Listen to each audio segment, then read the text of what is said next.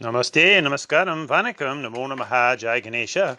Please visit our website at classicalyoga.org, and there is a donate button if you'd like to help us out. And please stand up for the Hindu yoga, religious, spiritual, scientific, philosophical lifestyle. Today's podcast: asleep, awake, woke. Sleep. Looking down on all of those sleeping, aren't they peaceful? Aren't all those people that give us so many problems during the day, perhaps, totally at peace in sleep? Let's make an acronym. SLEEP. So, let's everyone enjoy peace. Note how, in order to function during the day, we all need sleep. And deep sleep. So deep that we have no clue what's going on. Into the absolute no-thingness. And we say that because it's not nothing. Otherwise, we wouldn't wake up. There's a subtle energy going on there, but we are clueless. And thank goodness for this deep, mindless sleep. When we go out of our ordinary mind, in a good way. Maybe you heard our little ashram cat there, Coochie. He wakes me up every morning at 5 o'clock out of deep sleep. But again, thank goodness for this no-thingness where we all go every night in order to be refreshed during the day. Because we all know what it's like when we don't get a good, sound sleep. However, too much sleep, obviously, no good. Then we can become lazy. Now, ironically, if we get too much sleep or too little sleep, it can actually make the conscious mind and subconscious mind rather fuzzy. And we can go through our day, though we are awake, in many ways still asleep. In other words, not fully aware of our surroundings. Paying attention. That's when we often stub our toe, so to speak. So while sleep is a wonderful gift, waking sleep or sleep waking can be detrimental, even dangerous. Certainly we don't want to be asleep at the wheel, if you will. In other words, being distracted. Now, a simple observation of life itself is life is full of rules and regulations and rituals. Just look, for example, at the quote-unquote sunrise and sunset, the 4 seasons: winter, spring, summer, fall. Mating rituals. All of us live our life with various rituals and routines. And these can be healthy and beneficial. But sometimes they can become rather monotonous, if you will. And hence we cease to pay much attention to the rituals that we do. Then they become mindless, rote routines. So obviously we all go through various rituals from the time we wake up in the morning till we go back to sleep at night.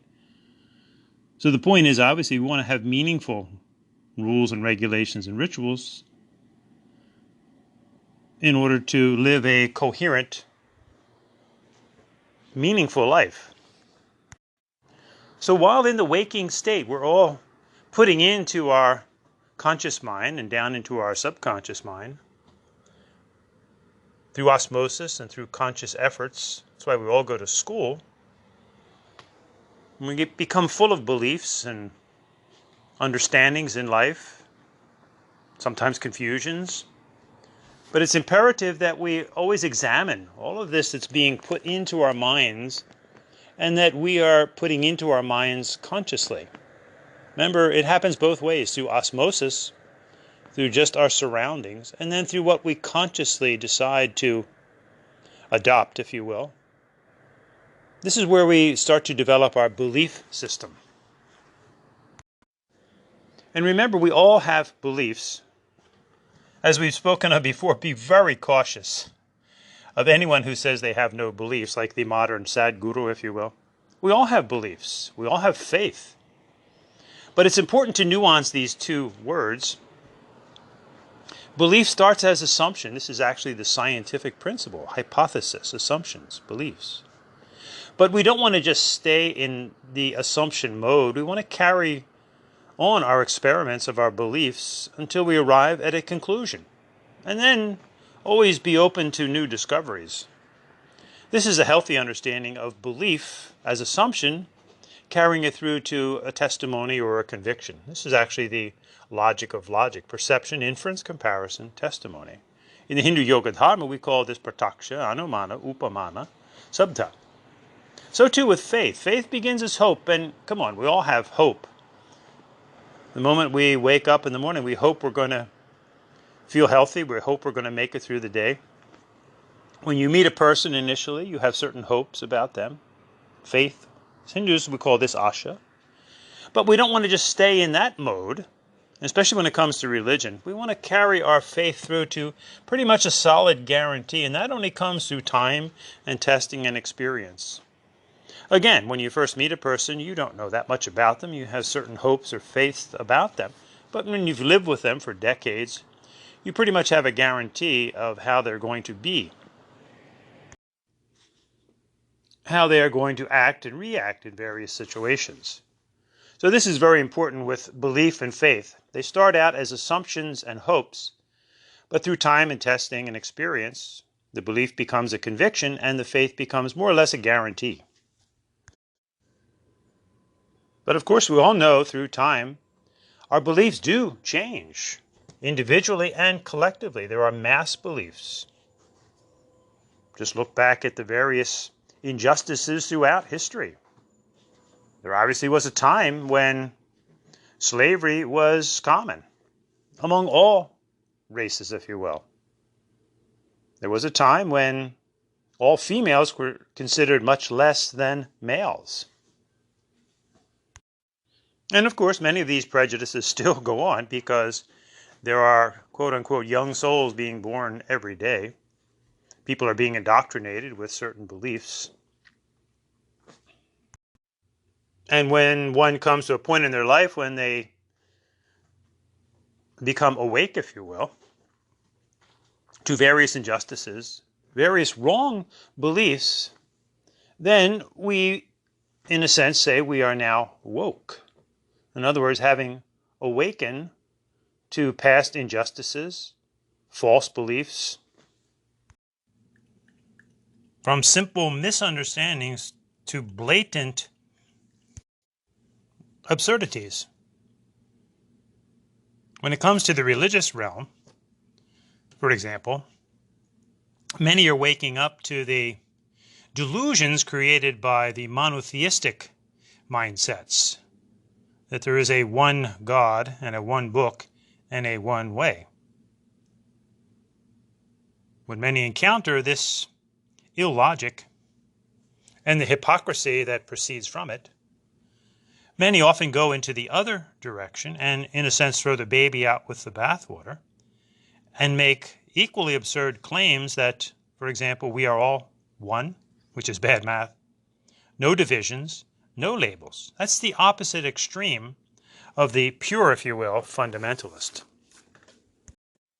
We find vivid examples of this extremism in today's so-called yoga movement, wherein many feel they have broken away from a very fundamentalist mindset into this universal yoga and or meditation movement.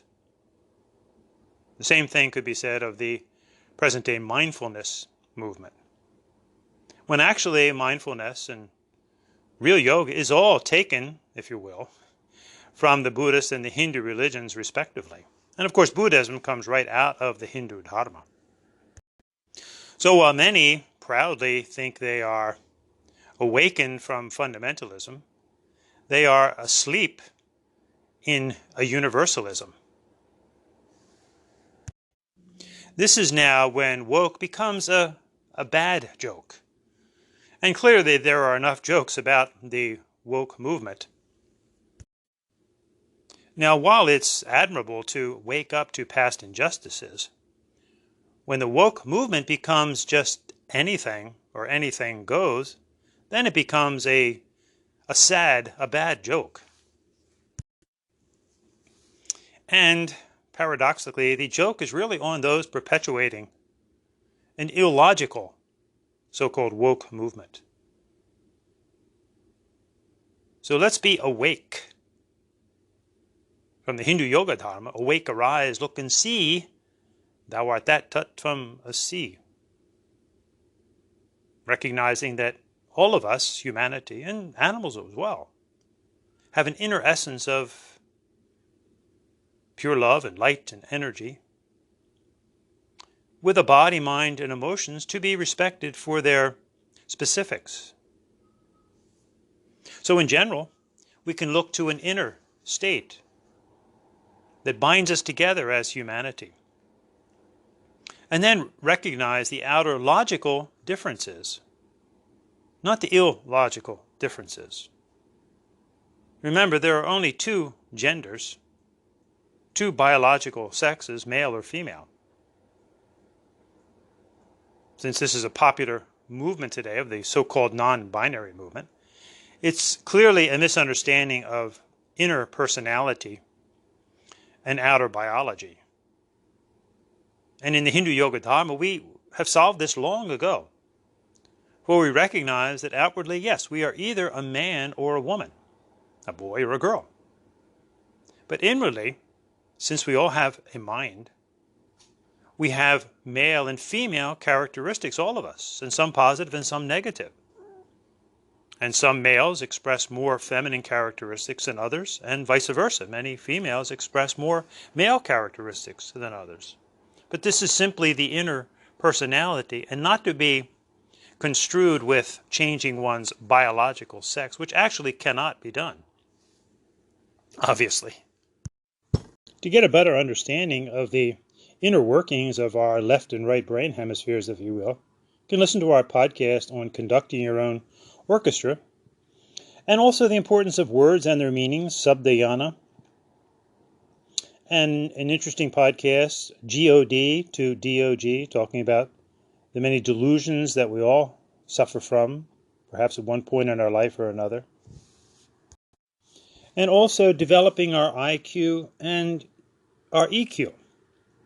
So in the Hindu Yoga Dharma, we have a beautiful image of Shiva, the dancing Shiva, Nataraja. So we're all on this earth plane together, trying to figure things out as we go from decade to decade, learning and growing.